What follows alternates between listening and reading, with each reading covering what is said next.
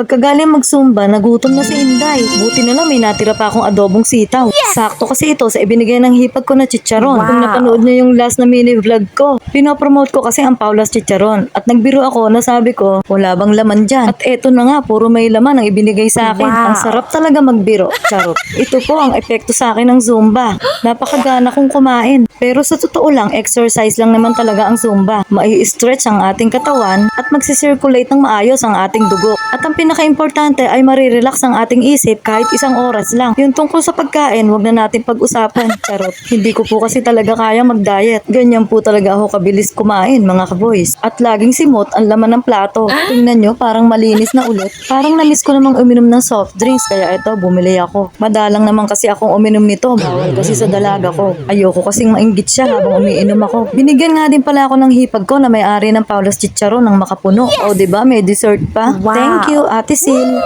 Solved na si Inday. O paano guys, sa susunod na lang ulit ha. See you on my next mini vlog. Bye!